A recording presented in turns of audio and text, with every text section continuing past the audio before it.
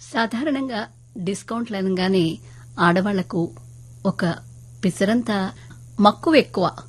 అందున పండగల సీజన్ అంటే ఇంకొంచెం ఎక్కువ మక్కువ. అలాని కాదండి, మరి వాళ్ళకి చాలా సాధక బాధలన్నీ తెలుసు కదా, అందుకని డిస్కౌంట్ అనగానే కొంచెం పిసరంత ఇంట్రెస్ట్ అని చెప్పాను.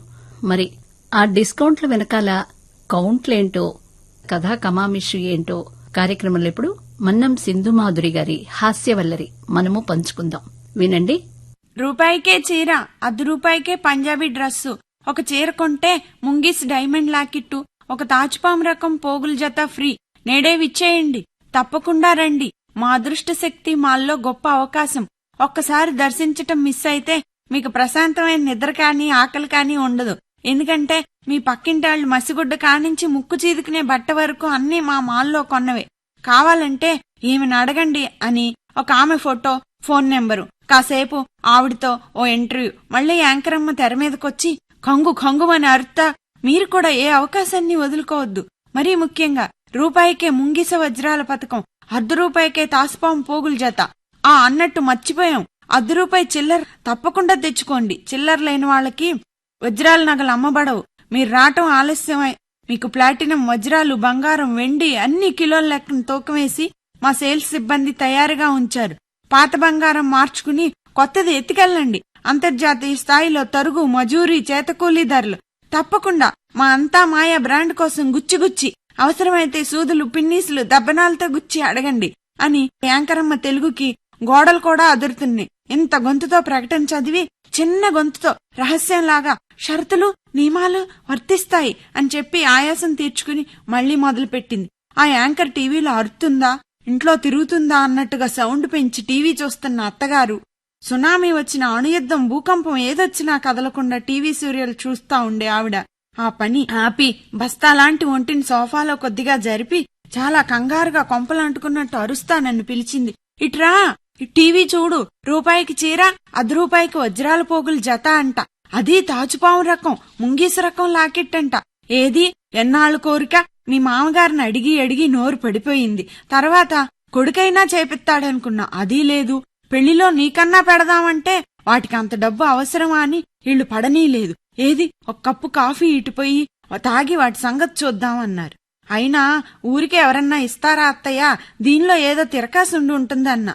అయినా మా వాళ్లు పెట్టిన నగలుండయి కదా, ఇంకా ఇప్పుడు నగల అవసరమేంటి అంటే, ఏంటి నువ్వు పుట్టింటాళ్ళు పెట్టినవి కూడా నగలేనా?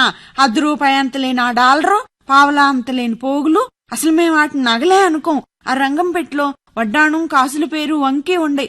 బయటికి తీయి, పాత మోడళ్లు అయిపోయినాయి. మగాళ్ళు వచ్చే లోపల వాటిని మార్చి కొత్తవి తెద్దాం అంది.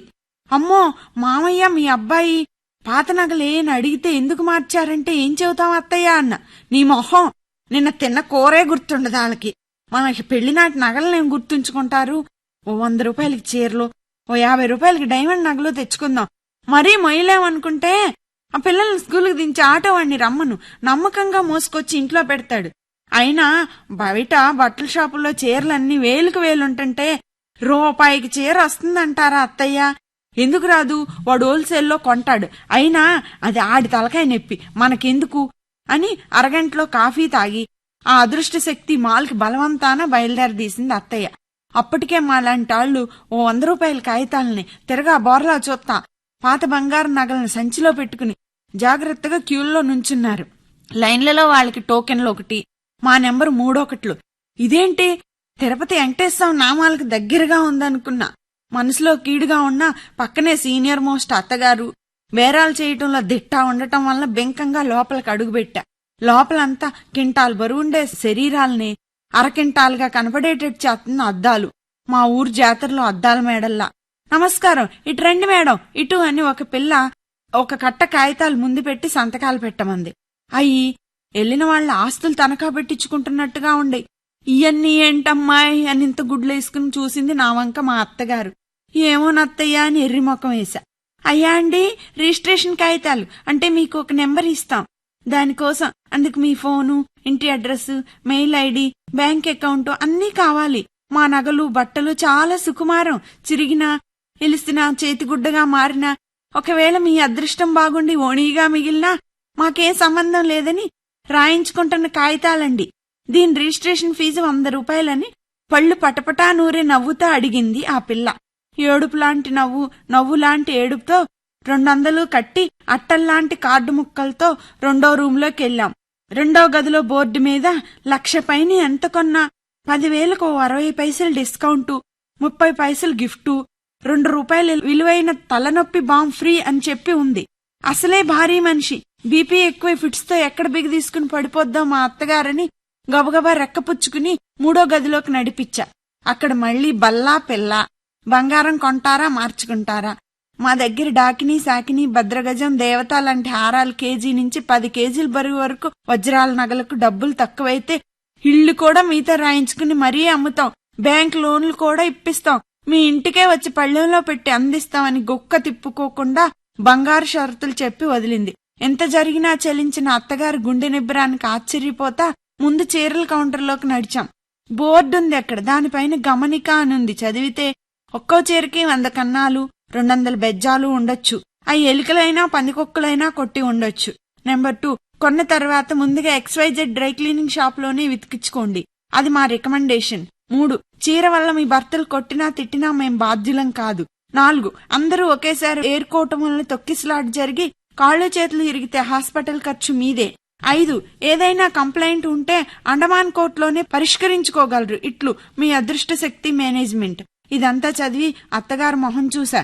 గోలగోలగా ఏరుకుంటున్న అరుపులు కేకలు, ఒకళ్ళ చేతుల్లో నుంచి ఒకళ్ళు లాక్కుంటా తొక్కుకునేటప్పటికి చీరలు మొక్కలై కింద పడుతున్నాయి. ఒకళ్ళనొకళ్ళు తోసుకున్నంత పని అయింది.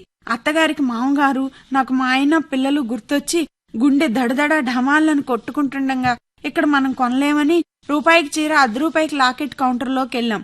సేల్స్ బాయ్ చాలా మర్యాదగా రమ్మని 20,000 30,000 రూపాయల చీరలు ముందేశాడు. అవన్నీ పట్టువి. ఆగలేక అత్తగారు పొరపాటును చూపిస్తున్నాడనుకుని నేను రూపాయికి చీరలు 10 రూపాయల లాకెట్ టైపు చూపించమని అడిగాం. 99,999 అంటే 1,00,000 రూపాయలకి తక్కువ కాకుండా కొంటే ఆ మిగతా రూపాయికి మీకు నచ్చిన చీర ఎన్నుకోవచ్చండి అని చావు కబురు చల్లగా చెప్పాడు ఆ సేల్స్ బాయ్. ఇంతకీ మీరు ఎన్ని లక్షలకు కొంటారు అని మళ్లీ అడిగాడు. 2 కన్నా ఎన్ని లక్షలు ఎక్కువ కొన్నా 1,00,000కి 10 రూపాయి చొప్పున మళ్లీ అని ఏదో చెప్పబోతున్నాడు. ఇక చూడు అత్తగారి ముఖం. కొనకపోతే కొడతారంటావా అన్నట్టుగా, మలేరియా జ్వరం తగిలినట్టుగా ఒళ్ళు వణుకుతుంది. ధైర్యం చేసి ఆవిడ భారీ ఒంటిని రెక్కపుచ్చుకుని లేపి సేల్స్ మ్యాన్ అరుపుల్లాంటి తిట్లు వినకుండా బయటపడ్డాం. కనీసం వజ్రాలన్నా చూద్దాం అని అడిగారు. మళ్లీ ఆశ్చర్యపోయి ఆవిడ వంక చూస్తా ఆ కౌంటర్లో దూరాం. అన్నీ చూస్తా నిలబడ్డాం. మాకు ముందొచ్చిన ఆవిడ వడ్డాణం ఎక్స్చేంజీకిచ్చి దీని విలువ కట్టండి ఎంతొచ్చుద్దో అంది.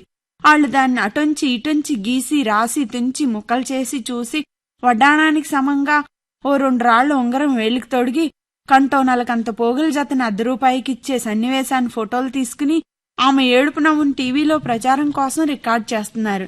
నా పక్కన దబ్బని శబ్దం వచ్చింది. ఏంటా అని చూస్తే బీపీ ఎక్కువై అత్తగారు పడ్డారు. అంతే, నా కొల్లంతా చెమట్లు. బాబోయ్, ఈ షాపింగ్ కృష్ణానదిలో కలవా? ఈవిడికేమన్నా అయ్యిందంటే మా ఆయన ఇచ్చే విడాకులు గుర్తొచ్చి ఆవిడ మొహాన్ని ఎవరి చేతిలో ఉన్న కూల్ డ్రింక్ లాక్కుని చల్లి చేతులు బిగదీసుకున్నా వదలని బంగారు పాత వస్తువులు సంచిన అందుకుని వాటిని తడిమి చూసి బతికుంటే అసలు చీరలు గుడ్డలు నగలు లేకుండా ఆదిమానవుల్లా బతకొచ్చనుకుని ఆవిడ జీవితాంతం అన్న సూటీపోటీ మాటలు ఇసుర్లు గుర్తుకైనా తెచ్చుకోకుండా ఆవిడేమో తన మోకాళ్ళ నొప్పులు, బీపీ, 300 దాటిన షుగరు పట్టించుకోకుండా చెయ్యి పట్టుకుని ఇద్దరం బయటికి పరుగో పరుగు. మీరింతవరకు మన్యం సింధుమాధురి గారు పంచిన హాస్యవల్లరి విన్నారు.